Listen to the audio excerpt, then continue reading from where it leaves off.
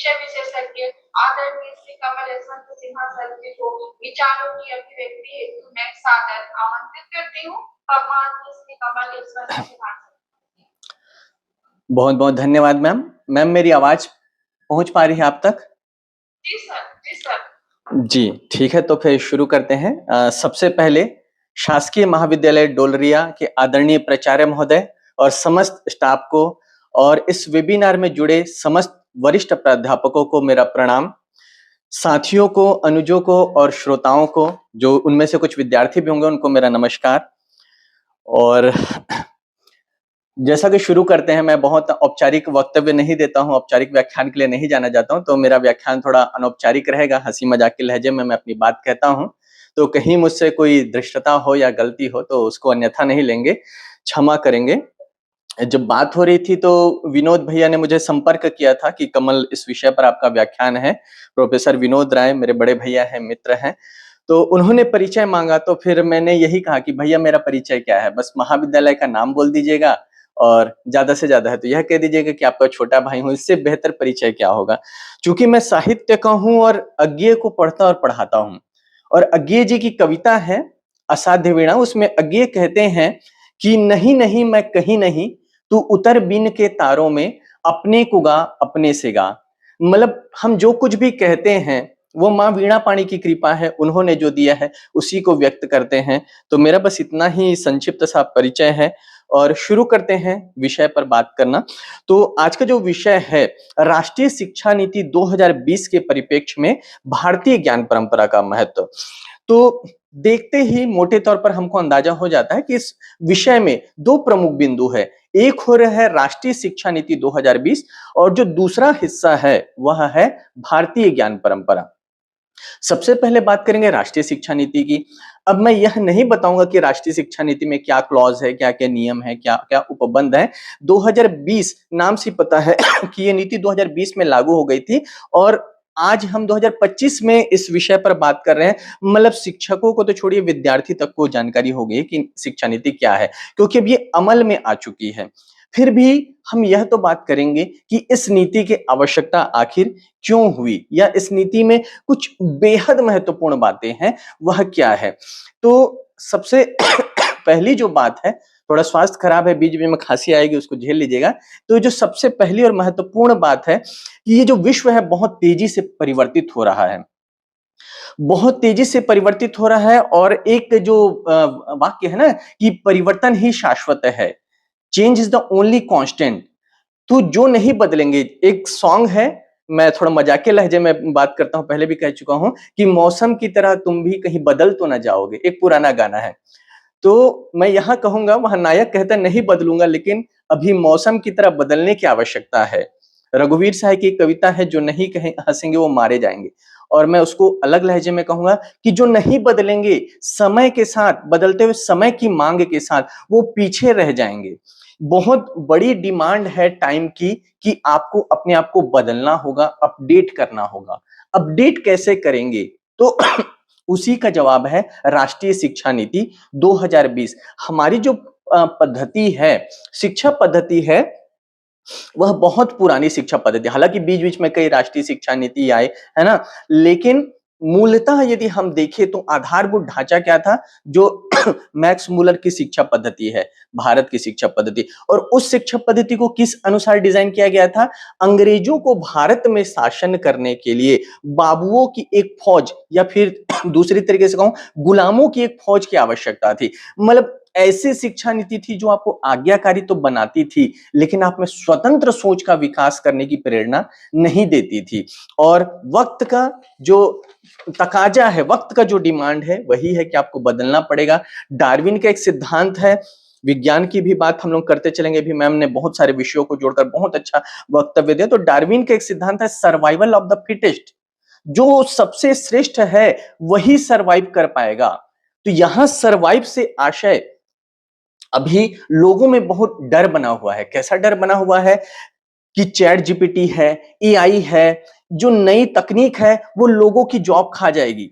ऐसे बार बार विचार आते हैं कि भविष्य में नौकरियों में कटौती होने वाली है। तो तो यहां मैं इसको थोड़ा संशोधन करते हुए कहूंगा कि कोई चैट जीपीटी और एआई आपका जॉब नहीं खाएगा। आपके जॉब को लेंगे वो लोग जो चैट जीपीटी और एआई का यूज करना जानते हैं।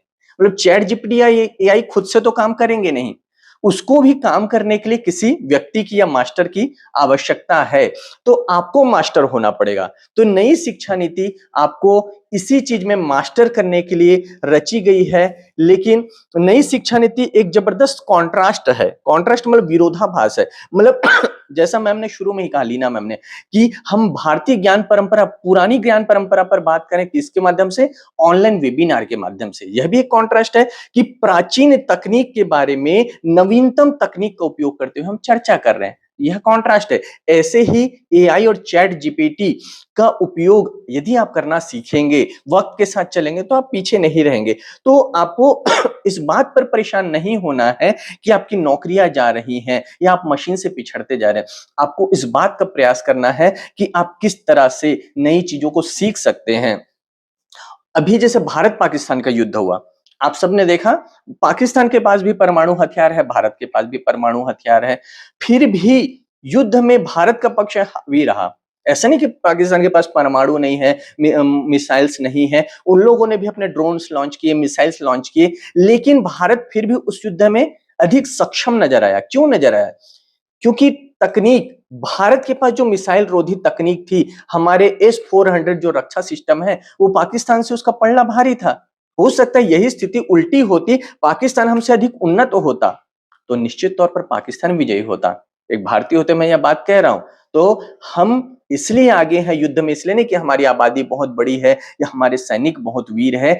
हमने समयानुसार अपनी रक्षा पद्धति को भी अपग्रेड किया। देखिए, एक छोटा सा देश है इजराइल, चारों ओर मुस्लिम राष्ट्रों से घिरा हुआ है, लेकिन अभी तक कोई उसको पराजित नहीं कर पाया। क्यों? क्योंकि उसने अपनी तकनीक को मजबूत रखा। तो इसलिए नई शिक्षा नीति की आवश्यकता महसूस की गई कि बदलते समय में हमारे भारत की आने वाली पीढ़ियां हैं, वो स्वयं को तैयार कर सके आगामी चुनौतियों के लिए। इसके अलावा एक बात की आवश्यकता बहुत पहले से महसूस की जा रही थी। जो संविधान के विषय में जानकारी रखते हैं उन्हें पता होगा कि संविधान में एक अनुच्छेद है, अनुच्छेद 350 ए। उस अनुच्छेद में मातृभाषा में शिक्षा का अधिकार दिया गया है। संविधान में अधिकार तो दे दिया गया था 26 जनवरी 1950 को, लेकिन शिक्षा नीति में उस अधिकार को मिलते मिलते 2020 लग गए। तो ये जो नई शिक्षा नीति है, ये मातृभाषा में शिक्षा की व्यवस्था करती है, लेकिन केवल मातृभाषा की बात नहीं करती। ऐसा नहीं कि हम पीछे या पुरानी ओर जा रहे हैं, यह कॉन्ट्रास्ट है। इस बात को याद रखिए, हर कदम पर नई शिक्षा नीति नए और पुराने का संगम है, मेल है। तो जहां एक ओर यह बुनियादी शिक्षा, महात्मा गांधी भी जिस पर जोर देते थे कि बुनियादी शिक्षा मातृभाषा में होनी चाहिए, तो मातृभाषा में शिक्षा देने की बात तो करती है, लेकिन यह साथ में भारत की शास्त्रीय भाषाओं, अन्य भाषाओं की शिक्षा की व्यवस्था भी करती है। यही शिक्षा नीति जो क्लास 6 से कोडिंग अनिवार्य करती है। तो कुछ लोगों को ऐसा लग सकता है कि फिर कहां भारतीय ज्ञान परंपरा की बात कर रहे हैं। जब भी हम अपने वेदों पुराणों की बात करते हैं तो दो प्रकार के लोग हैं। एक प्रकार के लोग वो हैं जो कहते हैं वेदों में सब कुछ है। दूसरे प्रकार के लोग वो हैं जो हमारे प्राचीन ज्ञान परंपरा का खाली उपहास उड़ाते हैं कि अतीत की बात करते हो, इतना ही था तो आप क्यों इतने पिछड़ गए, अतीत जीवी का टैग देते हैं। तो वो नहीं है। मैं यही कहूंगा कि हमको अतीत की जो अच्छी बातें हैं, प्राचीन ज्ञान परंपरा की जो अच्छी बातें हैं, उसको वर्तमान में लेकर आना है। मैम ने बहुत विस्तार से बहुत सारी बातों की जानकारी दी, जिसमें से कुछ को मैं भी बोलूंगा, हो सकता है दोहराव हो, पर विषय एक ही है तो दोहराव संभव है। अब देखिए, ये जो वर्तमान शिक्षा नीति है, नई शिक्षा नीति 2020, ये विद्यार्थी केंद्रित है। विद्यार्थी केंद्रित मतलब पहले क्या होता था कि एक टीचर होते थे, आते थे चौक लेकर ब्लैक बोर्ड में लिखना शुरू करते थे, बच्चों चलो नोट डाउन करो, नोट डाउन करो। मैक्स मुलर की जो शिक्षा पद्धति उस पर बात कर रहा हूं, वहां बच्चों को समझ में आ रहा है, नहीं आ रहा है, बिल्कुल भयभीत होकर कॉपी में लिखे जा रहे हैं, लिखे जा रहे हैं। ये था शिक्षक केंद्रित। शिक्षक का मन है तो अच्छे से पढ़ाया, नहीं मन है, किसी बच्चे ने सवाल पूछा, उठ के उसको 2 थप्पड़ दे दिए, रसीद कर दिए। ये वास्तविकता थी जो 10-15 साल पहले थी, है ना? लेकिन आज की जो नई शिक्षा नीति है, वह विद्यार्थी केंद्रित है। विद्यार्थी केंद्रित मतलब प्रत्येक विद्यार्थी की जो लर्निंग कैपेसिटी है या पर्सनल इंटरेस्ट है, वहां भिन्न भिन्न है। हर विद्यार्थी की रुचि एक जैसे नहीं हो सकती। कोई विद्यार्थी हो सकता है संस्कृत में, जैसे मैं खुद का एग्जांपल देता हूं, मैंने 12वीं तक मैथ्स और बायो दोनों एडिशनल लेकर पढ़ाई की, लेकिन मेरा मन रमता था साहित्य में। मुझे मजा आता था भाषण प्रतियोगिताओं में, वाद विवाद में भाग भाग लेने में मजा आता था। लेकिन मैं चूंकि भेड़ चाल में कि मेरे सारे अच्छे दोस्त पढ़ने वाले विज्ञान पढ़ रहे हैं, तो मुझे भी विज्ञान पढ़ना है, इज्जत का सवाल है। क्योंकि भाई आर्ट्स कैसे ले सकता हूं मैं अच्छा खासा पढ़ने वाला विद्यार्थी हूं। अब मैं उस चक्कर में वहां चला गया। 12वीं की जब अंक सूची लेने गया तो मेरे प्राचार्य ने कहा, देखिए बहुत कम प्राचार्य होते हैं, मैं धन्यवाद देता हूं अपने प्राचार्य का। मेरी प्राचार्य थी डॉक्टर NS गीता राव। उन्होंने कहा, Kamal you are not made for physics and chemistry, you are wasting your life here. कि कमल तुम फिजिक्स केमिस्ट्री के लिए नहीं बने हो, तुम अपना जीवन बर्बाद कर रहे हो। वो प्राचार्य को समझ में आ गए थे वो बात, लेकिन मुझे समझ में आने में 3 साल और लग गए। फिर मुझे इतना समझ में आया कि फिजिक्स केमिस्ट्री के लिए नहीं बना हूं तो चलो कॉमर्स कर लेते हैं। कॉमर्स 3 साल पढ़ा, फिजिक्स केमिस्ट्री में भी एडिशनल लेकर मैंने 76% लाए। बीकॉम में भी मेरा अच्छा खासा परसेंट था। इंदौर मध्य प्रदेश से अपनी एजुकेशन कंप्लीट की, तीनों साल टॉप किया। लेकिन अंततः मुझे समझ में आया कि ना तो मैं फिजिक्स केमिस्ट्री के लिए बना हूं, ना तो मैं कॉमर्स के लिए बना हूं। अंत में मैंने हिंदी साहित्य की पढ़ाई की। अब देखिए मैं अपनी कथा क्यों कह रहा हूं। अगर उस समय राष्ट्रीय शिक्षा नीति 2020, मतलब उस समय तो लागू हुई होती तो 2010 ऐसी कुछ होती या 2000 होती, तो उस समय यदि लागू हो गई होती तो मेरे पास ये चॉइस होता कि मैं फिजिक्स और केमिस्ट्री के साथ हिंदी साहित्य पढ़ सकता हूं। मेरे पास ये चॉइस होती कि मैं बीकॉम करते हुए हिंदी लिटरेचर का एक विषय पढ़ सकता हूं। तब मेरे पास विकल्प नहीं था, मुझे त्यागना पड़ा, विज्ञान को त्यागना पड़ा। जबकि बायोलॉजी मुझे पसंद था, फिजिक्स मुझे पसंद था, कॉमर्स के कुछ विषय जैसे इनकम टैक्स पसंद था, लेकिन मैं त्याग नहीं सकता था। उस समय या तो आप इसको चुनो या तो आप उसको चुनो। लेकिन नई शिक्षा नीति लचीली है, यह आपको सुविधा प्रदान करती है कि आप अपने मनपसंद विषय को पढ़ सकते हैं। विज्ञान के विद्यार्थी होते भी आप साहित्य को पढ़ सकते हैं, आप इतिहास को पढ़ सकते हैं। कला के विद्यार्थी होते हुए आप कॉमर्स का एक विषय सीख सकते हैं। यदि कोई बच्चा शेयर मार्केट सीखना चाहता है तो उसको कॉमर्स का विषय चुनने की स्वतंत्रता होनी चाहिए। यह स्वतंत्रता, यह लचीलापन कौन प्रदान करता है आपको? नई शिक्षा नीति। और इस शिक्षा नीति के विषय में अल्बर्ट आइंस्टीन, हाँ, आइंस्टीन का एक कोट है। आइंस्टीन आप जानते हैं विश्व में सबसे ज्यादा IQ वाले साइंटिस्ट माने गए हैं, बहुत ब्रिलियंट पर्सन है। और आइंस्टाइन के जो एक कोट है जो मुझे शिक्षा पद्धति के बारे में बहुत ज्यादा पसंद है, वो ये है कि हमारी जो वर्तमान शिक्षा पद्धति, पहले जो शिक्षा पद्धति थी उसमें हम घोड़े, गधे, बैल, भैंस सबको एक रेस में दौड़ाना चाहते हैं। 3 इडियट मूवी आपने देखी होगी, उसमें वायरस का डायलॉग है, life is a race. Life क्या है? रेस है। अगर आप जल्दी नहीं भागोगे तो आप पीछे रह जाओगे। तो यही सब बच्चों को, घोड़े, गधे सबको एक रेस में हाँक दिया गया कि रेस है, दौड़ो दौड़ो दौड़ो दौड़ो, और एक ही रेस। भाई यदि मछली को तैरना आता है तो वो पेड़ पर चढ़ने वाली रेस क्यों दौड़े? वो पानी में तैरने की प्रतियोगिता में भाग लेना। तो हमारी जो नई शिक्षा पद्धति है वो घोड़ों को मैदान पर दौड़ाती है, मछलियों को पानी में तैराती है, आपको बताती है कि आप अपने आप को खोज सके। किसके साथ? अपनी वर्तमान, अपनी योग्यताओं को ध्यान में रखते हुए। साथ ही साथ अब आप कह रहे हैं कि आप ये सब बात तो कह रहे हैं, लेकिन प्राचीनता का क्या उपयोग है? तो जो हमारी प्राचीन शिक्षा पद्धति थी वह नैतिकता पर आधारित थी, वह मूल्यों पर आधारित थी, चरित्र निर्माण पर आधारित थी। एक कोटेशन है CS लेविस का, उसको मैं यहां पर आपके सामने कोट करूंगा कि यदि आप शिक्षित हो गए और आप में वैल्यूज नहीं है ना, तो क्या होगा? देखिए, education without values as useful as it is seems rather to make a man more clever devil. मूल्यों के बिना शिक्षा चाहे कितने भी उपयोगी क्यों ना हो, मनुष्य को अधिक चतुर शैतान बनाती है। सोचिए, मूल्यों के बिना शिक्षा मनुष्य को अधिक चतुर शैतान बनाती है। इसी शिक्षा ने एटम बम का आविष्कार किया है, इसी शिक्षा ने परमाणु बम का आविष्कार किया है। अल्फ्रेड नोबेल, ओपनहाइमर, इसी शिक्षा ने दिया है। तो शिक्षा, हमारे भारत में कहते हैं बुद्धि एक चीज होती है, विवेक एक अलग चीज होती है। कि आपके पास ज्ञान है वह आपकी बुद्धि है, लेकिन विवेक, नीर क्षीर विवेक, सही गलत का निर्णय। अंधा युग में एक पंक्ति आती है कि हथियार है तो प्रयोग में लाए जाएंगे। आपके पास एटम बम है, थोड़ी सी बात होगी आप दूसरे देश पे हमला कर देंगे। क्यों आज पूरे विश्व में जंग छिड़ी हुई है? कहने को हम 2025 में हैं, तथाकथित हम बहुत सभ्य हो गए हैं, सिविलाइज्ड हो गए हैं, कल्चर्ड हो गए हैं, अपने आप को सभ्यता का टैग देते हैं। लेकिन जितने बड़े सभ्य देश देखिए, रूस, अमेरिका, यूक्रेन, चाइना, सब युद्ध में पड़े हुए हैं। और युद्ध किसकी निशानी है? सभ्यता की या बर्बरता की? तो एक और आप कह रहे हैं कि आप सिविलाइज्ड हो रहे हैं और so called civilized nations are fighting. किन बातों के लिए? छोटी छोटी बातों के लिए। तो ये है कि मूल्यों के बिना शिक्षा अधिक चतुर शैतान को जन्म देती है। इसलिए शिक्षा में मूल्यों का निवेश, मूल्यों की आवश्यकता बहुत जरूरी है। और ये मूल्य आएंगे कहां से? मैक्स मुलर की शिक्षा से तो नहीं आएंगे, आपकी टेक्स्ट बुक से तो नहीं आएंगे। ये मूल्य आपको भारतीय संस्कृति से, भारतीय ज्ञान परंपरा से ही मिलेंगे। एक शेर है शिक्षा के बारे में जो हमेशा मैं कोट करता हूं कि डिग्रियां तो तालीम के खर्चों की रसीद है।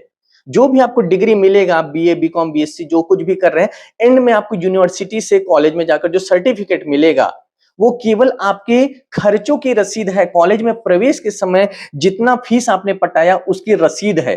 मैं रसीद उसको नहीं मानता जो कॉलेज में एडमिशन लेते समय आपको जो काउंटर से मिल जाता है। रसीद क्या है? जो आपको मार्कशीट मिली है। डिग्रियां तो तालीम के खर्चों की रसीद है, इल्म वही जो किरदार में झलके। यदि पढ़ने लिखने के बाद आपके कैरेक्टर में वो नहीं झलकता है कि आप शिक्षित हैं, जैसे मैं आपको एक एग्जांपल देता हूं कि हमारे भारत की पढ़ाई, मैं दोस्त का नाम नहीं लूंगा, मेरे दोस्त की एक सिस्टर थी, है ना, वो कर रही थी कंप्यूटर इंजीनियरिंग की पढ़ाई और मेरा दोस्त हम लोग के साथ कर रहा था बीकॉम। अब मेरे दोस्त की बहन जो कंप्यूटर इंजीनियरिंग की पढ़ाई कर रही थी, उसे अपना कंप्यूटर फॉर्मेट कराना होता था, तो वो मेरे दोस्त को कहती थी जो बीकॉम कर रहा था। अब आप बताइए, जो कंप्यूटर इंजीनियरिंग कर रही है वो कंप्यूटर फॉर्मेट करवा रही है बीकॉम वाले से। जो व्यक्ति मैकेनिकल इंजीनियरिंग की पढ़ाई किया हुआ है, उसकी गाड़ी बिगड़ती है तो 10वीं फेल मैकेनिक के पास गाड़ी बनवाने जाता है।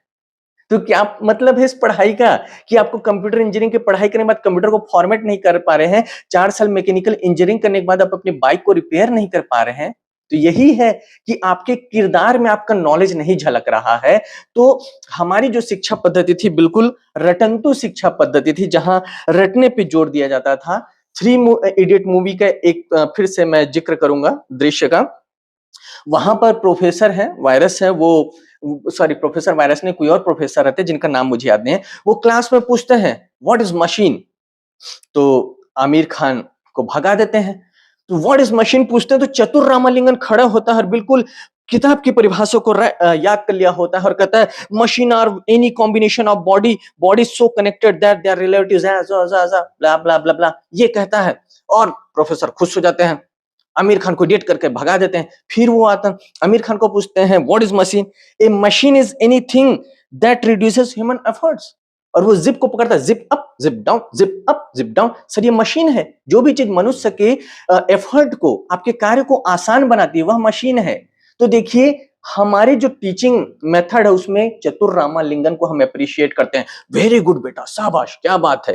और हम रेंचो जो मशीन को ना केवल समझता है बल्कि मशीन बना सकता है, अंशुक वांगड़ू अभी प्रसिद्ध है, चर्चे में है, लेकिन किस लिए है वो मैं नहीं कहूंगा, नहीं तो राजनीतिक चर्चा हो जाएगी। लेकिन आप समझिए कि उन्होंने कई पेटेंट किए, कई आविष्कार किए। तो ये हमारी शिक्षा पद्धति की आवश्यकता है कि हम विषय की समझ को विकसित करें, हम ऐसी चीजें सिखाएं कि विद्यार्थी उसको न केवल आंसर शीट में लिखे बल्कि वक्त आने पर क्या करे, उसको अपने व्यवहार में रूपांतरित कर पाए।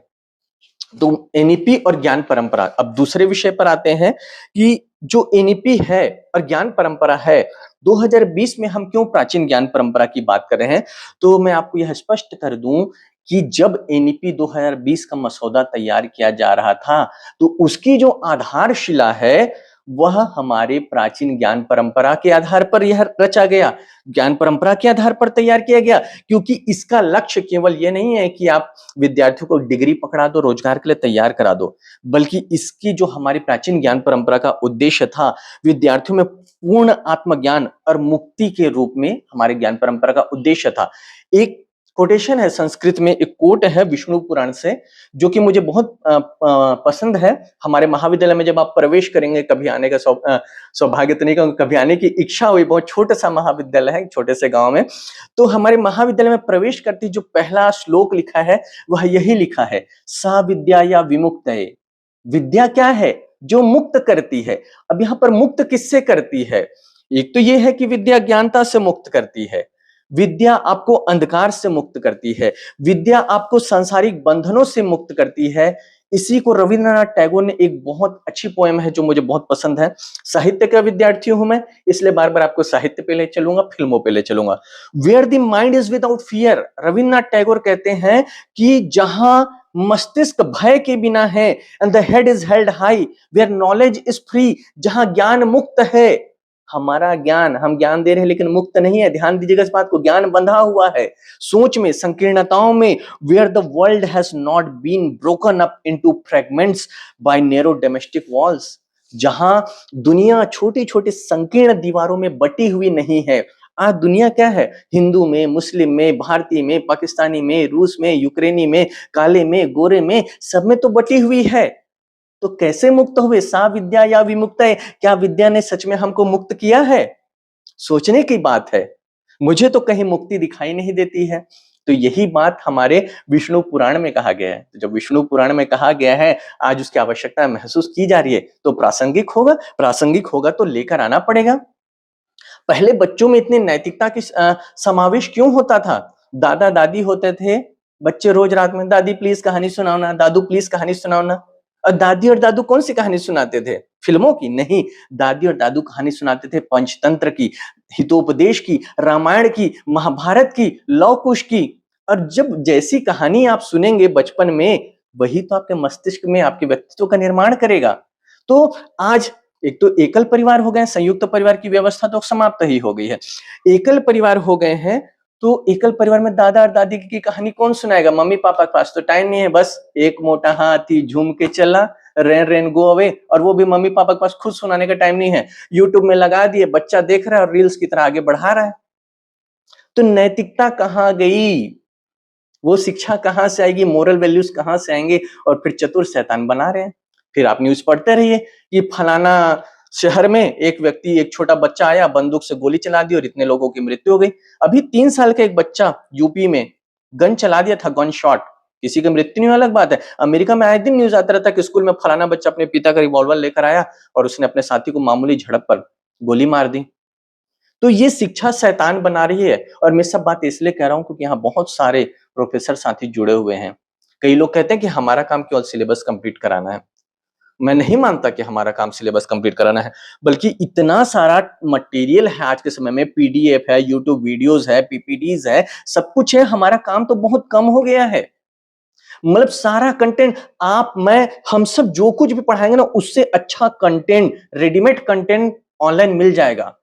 तो हमको क्या करना है? मुझे लगता है हमको व्यक्तित्व का निर्माण करना है। मेरी क्लास में मैं पढ़ाता जितना हूं उतना ही ऐसे भाषणबाजी लेक्चर भी देता हूं, क्योंकि मुझे लगता है कि शिक्षक होना एक जिम्मेदारी है और हमको बच्चों को जड़ों से जोड़ना है। तो एक श्लोक तो मैंने कहा विष्णु पुराण का कि सा विद्या या विमुक्त है। विष्णु पुराण पढ़े जाने की आवश्यकता है। हमको आवश्यकता है संस्कृत के श्लोक की जो बताए विद्या ददाति विनयम, कि विद्या विनय प्रदान करती है। विद्या हासिल करके यदि आपको अहंकार हो गया, नहीं मैं इससे बात नहीं करूंगा, पढ़ा लिखा नहीं, वो नहीं है, वो नहीं है, तो आपने विद्या हासिल नहीं की है। इसलिए बार बार हमको प्राचीन संस्कृति, साहित्य परंपरा की ओर लौटना है। एक और उदाहरण दूंगा, राम और रावण। यदि ज्ञान के मामले में देखा जाए तो रावण संस्कृत का प्रकांड विद्वान था, ब्राह्मण था, शिव तांडव स्रोत की रचना की, जटाटवी गलत ज्वला। तो रावण ज्ञान में बिल्कुल कम नहीं था, लेकिन विनयशील कौन थे? मर्यादा पुरुषोत्तम कौन कहलाता है? संसार किसकी जय बुलाता है? राम की बुलाते हैं। तो ये है, शिक्षा में जब नैतिकता का समावेश हो तो आप राम बनेंगे, और केवल शिक्षा हो तो संभव है, मैं यह नहीं कहूंगा कि आप रावण ही बनेंगे, लेकिन यदि आपके पास नैतिकता है, आपके पास मूल्य है, तो बहुत संभव है कि आप राम की ओर जाएं। और यदि आपके पास वो नैतिकता नहीं है, वह मूल्य नहीं है, तो बहुत संभव है कि आप रावण की ओर जाएं। वेदों में बहुत कुछ है, हम लोग को अतीत जीवी का ठप्पा लगा दिया जाता है, बहुत लोग उपहास उड़ाते हैं। खासकर आज की जो जनरेशन है जो रील्स स्क्रॉल करती है, उसके पास इतना धैर्य नहीं है कि वो, आप कहें ऋग्वेद को पढ़िए, यजुर्वेद को पढ़िए, सामवेद को पढ़िए, आज की पीढ़ी नहीं पढ़ेगी। आपको क्या करना पड़ेगा? आपको निचोड़ उसका बताना पड़ेगा। एक फिल्म थी जिसमें मनोज कुमार का गाना बहुत वायरल हुआ था, आज भी चलता है हर 15 अगस्त 26 जनवरी में, क्योंकि हमको लगता है बस वही दिन है देश का।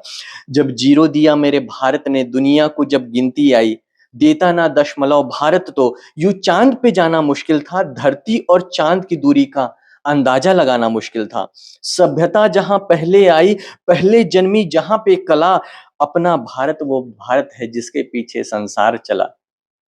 ये केवल गीत नहीं है, आज की पीढ़ी को लगेगा गीत है, लेकिन ये प्रमाणित तथ्य है। शून्य का आविष्कार हमारे यहाँ या दशमलव का आविष्कार हमारे यहाँ, अरबों ने गिनती कहाँ से सीखी? भारतीय से सीखी। लेकिन हम आधुनिक होने के चक्कर में, क्योंकि आज आधुनिक होने का मतलब है कि आप अंग्रेजी बोले, अंग्रेजी सभ्यता का अनुकरण करें, ये आधुनिकता की निशानी मान ली गई है। लेकिन हमारे प्राचीन में बहुत कुछ है जिसको हम ग्रहण कर सकते हैं। इसी बात को जयशंकर प्रसाद जी ने भी कहा है। देखिए, जो बात गीतों में कही गई है, फिल्म में कही गई है, जयशंकर प्रसाद ने अपने एक नाटक में गीत के माध्यम से कहा है, जगे हम लगे जगाने, विश्व लोक में फैला फिर आलोक। पहले हम जागृत हुए, फिर विश्व में लोक में फैला आलोक, फिर हमारे ही ज्ञान से विश्व में क्या फैला? आलोक फैला। आज देखिए, 2 घंटे की बारिश नहीं होती, दिल्ली मुंबई पूरे डूब जाते हैं। आप न्यूज में देखिएगा, दिल्ली में हुई घनघोर बारिश। अरे घनघोर बारिश नहीं हुई है। मैं खुद दिल्ली में 2.5 साल रहा हूं। आधा घंटे की बारिश होती है, आधे घंटे की, और दिल्ली डूब जाता है। तो हमारे प्राचीन ज्ञान परंपरा में सिंधु सभ्यता के नगर है, विश्व की पहली नगरीय सभ्यता है, जहां सड़कें एक दूसरे को 90 के कोण में काटती थी, जहां जल निकासी की व्यवस्था ऐसी थी कि वहां आधे घंटे की क्या कई घंटों की बारिश। आप अभी भी देखिए, गांव में जल भराव की स्थिति उत्पन्न नहीं होती है। क्यों नहीं होती? क्योंकि गांव में निकासी की व्यवस्था या इतने ज्यादा पेड़ पौधे हैं कि जल को सोख लेते हैं। नदी नाले झरने हैं। शहर में हमने नदी को खत्म कर दिया, नालों को खत्म कर दिया, पानी कहां जाएगा? तो क्या विकास है ये? केवल हम पढ़ते हैं नहर कैसा बनाया जाएगा, हम बिल्कुल पर्यावरण प्रदूषण पे विषय पर पढ़ेंगे, वाटर ट्रीटमेंट पर पढ़ेंगे, सब पर शिक्षा दे रहे हैं, लेकिन हमारी यमुना अभी तक स्वच्छ नहीं हो पाई है। तो क्या ये शिक्षा है? इस पर हमको सोचने की आवश्यकता है। हनुमान चालीसा की वो पंक्ति पढ़ी होगी। अब मैं ज्ञान परंपरा पर आ गया हूँ, है ना? नई शिक्षा नीति से बात करते करते दोनों विषय को छूना मेरा उद्देश्य है, और जहां समय होगा, विनोद भैया मेरे बड़े भैया हैं, मुझे बिल्कुल अधिकार से टोक दीजिएगा, है ना? तो हनुमान चालीसा की एक पंक्ति, युग सहस्त्र योजन पर भानु। अब देखिए, तुलसी बाबा ने बता दिया है सूरज और चांद की दूरी कितनी है, धरती और सूरज की दूरी कितनी है। हनुमान जी जब निगलने जाते हैं सूरज को, तो बिल्कुल कैलकुलेशन है हनुमान जी के पास कि युग सहस्त्र योजन पर भानु। युग मतलब 12,000 वर्ष, सहस्त्र मतलब 1,000 वर्ष, और योजन मतलब 8 मील। तो 12,000 गुणित 1,000 गुणित 8 मील करेंगे तो आपको 96 लाख मील मतलब 15 करोड़ 36 लाख की किलोमीटर की दूरी आएगी। अब ये तुलसी बाबा ने कह दिया हनुमान चालीसा में। ये है हमारा ज्ञान परंपरा। आर्यभट्ट ने धरती और उसका जो व्यास की दूरी है, जो पाई का मान है, किसने बताया? आर्यभट्ट ने। तब क्या हमारे पास कोई आविष्कार था? तो हम भारतीयों में एक हीन भावना है, अपने ज्ञान को लेकर हम कॉन्फिडेंट नहीं है। पाई का मान आर्यभट्ट ने बता दिया बहुत पहले, लेकिन हम कब स्वीकार करेंगे? जब कोई विदेशी रिसर्च जर्नल में प्रकाशित होगा। क्या विवेकानंद अमेरिका जाने के पहले, शिकागो जाने के पहले विवेकानंद नहीं थे? लेकिन हम विवेकानंद को विवेकानंद कब माने? जब 11 सितंबर 1893 को अमेरिका ने ठप्पा लगाया, is very brilliant person, Indian culture is very good. अरे भाई, हमको अमेरिका का ठप्पा क्यों चाहिए? लेकिन नहीं, अगर विवेकानंद अमेरिका नहीं जाते तो हम नहीं मानते कि वो इतने ज्ञानी व्यक्ति है। रविन्द्रनाथ टैगोर को गीतांजलि पर नोबेल पुरस्कार कब प्राप्त हुआ? जब एक व्यक्ति ने गीतांजलि के गीतों का अंग्रेजी में अनुवाद किया। क्या उसके पहले टैगोर की रचनाएं महान नहीं थी? क्या कालिदास मैक्स मुलर से पहले महान नहीं थे? मैक्स मुलर आए, मैक्स मुलर ने इंग्लैंड में ऋग्वेद की पढ़ाई की, और तब हम मानते हैं कि ऋग्वेद। तो हमारे मन में हमेशा हीन भावना रही कि हमारा जो ज्ञान है वो निम्न है। इसके पीछे कारण मान सकते हैं कि जब भी कोई जाति पराजित होती है, तो विजेता जाति जो पराजित जाति को हमेशा हीन, असभ्य और मूढ़ बताता है। तो 200 बरस तक अंग्रेजों ने जब हम पर शासन किया, तो उन्होंने हमें ये विश्वास दिलाने में कोई कसर नहीं छोड़ी कि तुम मूढ़ हो, तुम अज्ञानी हो, तुम बर्बर हो, इसलिए हम तुम पर शासन कर रहे हैं, तुमको हम ज्ञान सिखाने आए हैं। लेकिन हमको ज्ञान सिखाने वाले अंग्रेजों ने ही हमारे ग्रंथों का अनुवाद किया।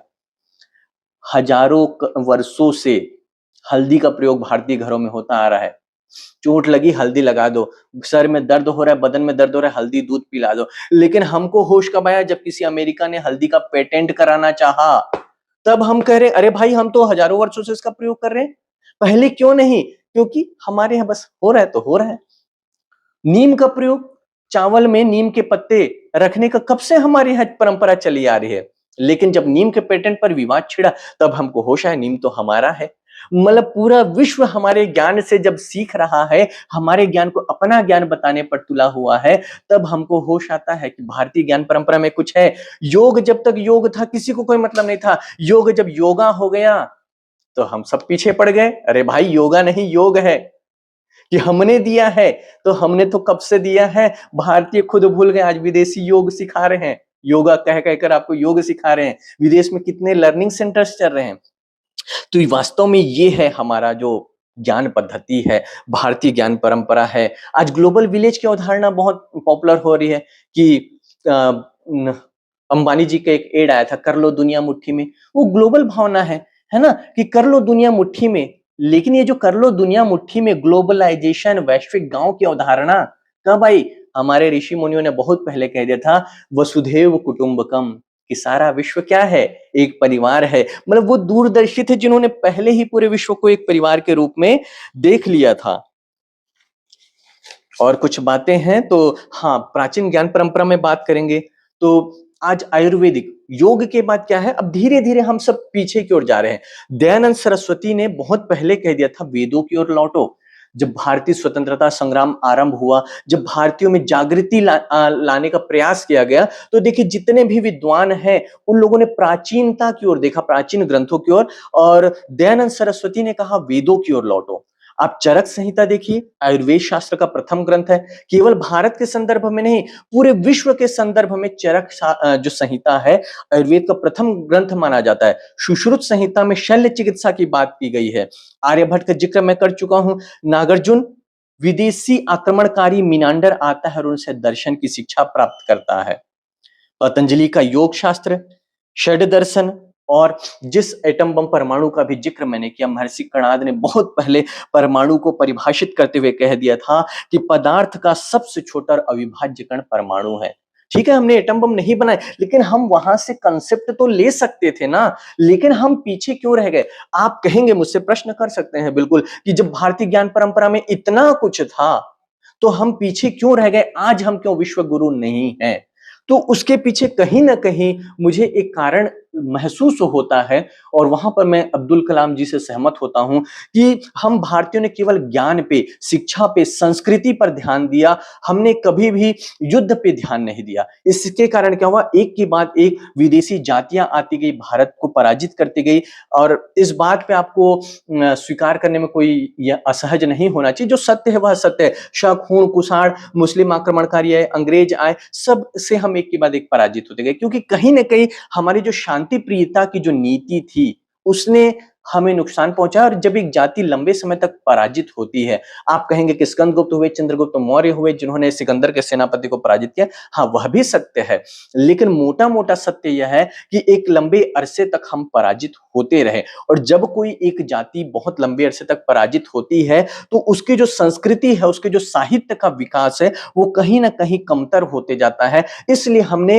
अपने वेदों को, क्योंकि जो विजेता जाति है वो हमेशा अपने आप को ग्लोरीफाई करती है, और इसलिए हम अपने आप को हीन मानने लगे। इसलिए जो बीच का पीरियड है, भारत के उत्कर्ष से बीच का जो पीरियड है, वह हमारे अंधकार का युग कहला सकता है। लेकिन नई शिक्षा नीति ने हमें फिर से वेदों की ओर लौटने को प्रेरित किया है, अतीत की ओर झांकने को प्रेरित किया है। तो हमें कहीं ना कहीं अपने अतीत के उस गौरव को पुनर्जीवित करने की आवश्यकता है। प्रोफेसर्स की, सभी साथियों की बड़ी जिम्मेदारी है कि हम क्रक्स, मैं फिर कहूंगा, इस पीढ़ी को आप कहेंगे ऋग्वेद पढ़िए, नहीं पढ़ेगी। इस पीढ़ी को आपको निचोड़ देना पड़ेगा, आपको मनोरंजक तरीके में प्रस्तुत करना पड़ेगा।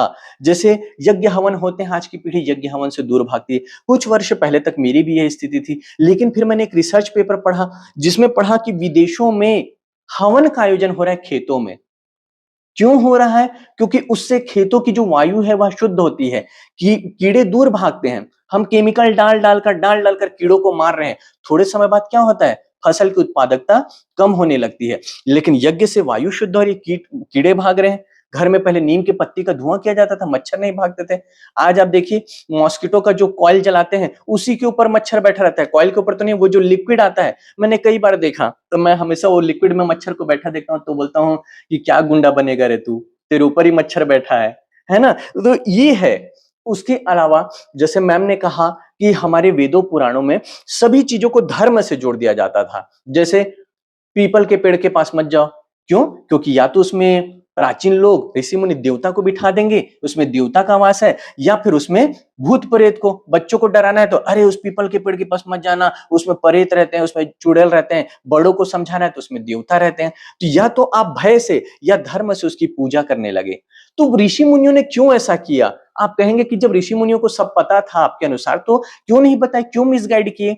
तो उसका कारण जहां तक मैं समझ पाता हूं, मेरा जो निजी विचार है, विश्लेषण है, मुझे ऐसा लगता है कि उस समय जो जनता थी वो उतनी शिक्षित नहीं थी कि आप उनको इतनी वैज्ञानिक बात बताएं तो समझ पाएंगे। देखिए, कहीं ना कहीं जो वर्ण व्यवस्था थी कि ब्राह्मण, क्षत्रिय, वैश्य, शूद्र, उसमें शिक्षा का अधिकार एक सीमित वर्ग के पास था।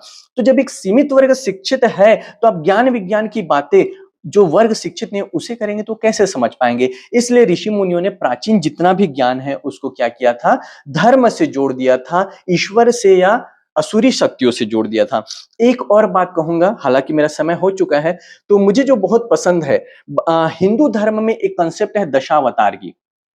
यदि आप ध्यान से दशावतार को देखेंगे तो ईश्वर का पहला अवतार क्या है? मत्स्य अवतार है। अब देखिए, थ्योरी ऑफ इवोल्यूशन, मैं इसको हमेशा थ्योरी ऑफ इवोल्यूशन से जोड़ता हूं। पहला अवतार ईश्वर का है मत्स्य अवतार। जीवन की उत्पत्ति कहां हुई? विज्ञान में पढ़ लीजिए, कहीं भी पढ़ लीजिए, जीवन की उत्पत्ति जल में हुई। मत्स्य अवतार, मत्स्य कहां रहता है? जल में। उसके बाद जीवन का जब धीरे धीरे विकास होता गया, जीवन के विकास के क्रम में सबसे पहले आए जलीय जीव, उसके बाद आए उभयचर जो जल में और थल में दोनों में निवास कर सकते हैं, लेकिन मूलतः जल में। फिर ईश्वर का दूसरा अवतार कच्छप जो उभयचर है। ईश्वर का तीसरा अवतार वराह अवतार। वराह अवतार में आप देखेंगे तो वराह के सींग में पृथ्वी रखी हुई है जो जल से पृथ्वी को बाहर लाता है। इसका अर्थ है कि जीवन जल से बाहर थल में आ रहा है। थलचर, थलचर प्राणियों का विकास हुआ। पूरा थ्योरी ऑफ इवोल्यूशन है ईश्वर के अवतार के कंसेप्ट में। और एक और, जो जल प्लावन से पृथ्वी जो जल में डूबी हुई थी, जिसका जिक्र हिंदू, मुस्लिम, ईसाई हर धर्म के ग्रंथ में मिलता है, तो कहीं ना कहीं वराह अवतार एक संकेत है कि जल प्लावन से उबर कर जीवन धरती पर आ रही है। वराह अवतार पहले जलीय जीव का उत्पन्न हुआ, फिर उभयचर, फिर थलचर। तो जलीय जीव में मत्स्य, उभयचर में कच्छप और थलचर में वराह। उसके बाद देखिए, मनुष्य, आदि मनुष्य कैसे थे? उनकी प्रवृत्ति पशुओं जैसी थी, इसलिए ईश्वर का चौथा अवतार क्या है? वो नरसिंह अवतार। अभी भी मनुष्य की पृथ्वी प्रकृति कैसी है? पाश्विक है। ये मेरा मानना है। जो धर्म से विशेष जुड़ाव रखते हो प्लीज आहत मत होना, क्योंकि आजकल भारत में लोग बहुत जल्दी आहत हो जाते हैं, तो मैं पहले ही क्षमा प्रार्थी हूं। तो अगला जो अवतार है नरसिंह अवतार है। और नरसिंह अवतार मुझे कहीं ना कहीं ऐसा लगता है हमारे आदि मानवों का प्रतिनिधित्व करता है, जो मांस को कच्चा खा जाते थे, शिकारों को फाड़ जाते थे, अपने नाखूनों से बड़े बड़े नाखून होते थे। उसके बाद अगला अवतार देखिए वामन अवतार।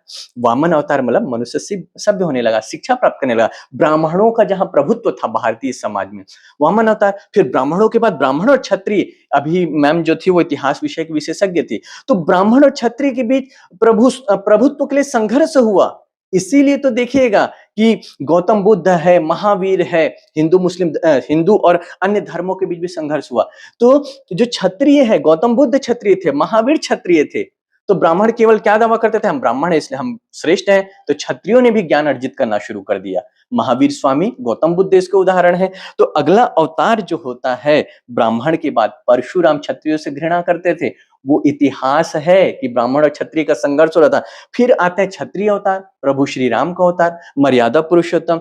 फिर आते हैं कृष्ण का अवतार। कृष्ण क्या है? चरवाहा संस्कृति के प्रतिनिधित्व करते हैं। इसका मतलब है जीवन जल से निकलकर थल में आ गई। आदिम अवस्था से मनुष्य की गोचारण संस्कृति आरंभ हो गई, मनुष्य ने कृषि करना आरंभ कर दिया। तो ये जो पूरी कथा है, मुझे कहीं ना कहीं ऐसे लगती है कि मानव विकास की कथा है, थ्योरी ऑफ इवोल्यूशन से बिल्कुल मैच करती है। तो मुझे ऐसा लगता है कि कहीं ना कहीं हमको एक नए दृष्टिकोण से भारतीय ज्ञान परंपरा को देखने की आवश्यकता है।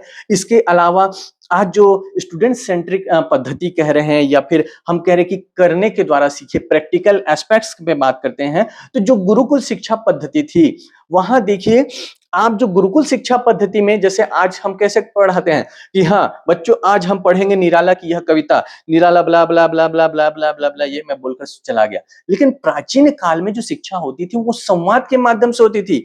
गुरु कोई प्रश्न करते थे, विद्यार्थी उत्तर देते थे या विद्यार्थी कोई प्रश्न करते थे उसका उत्तर देते थे, और इस तरह से चर्चा परिचर्चा से डिस्कशन के द्वारा क्या होता था, विषय कंसेप्ट को खोला जाता था। लेकिन आज वो कंसेप्ट नहीं है, आज उस तरह का डिस्कशन नहीं होता, क्लासरूम टीचिंग केवल वन वे हो जाता है। तो जहां डिस्कशन नहीं होगा, विद्यार्थियों का मस्तिष्क कैसे विकसित होगा? सा विद्या या विमुक्त है, मुक्त होगा विद्यार्थियों का मस्तिष्क तभी तो काम करेगा।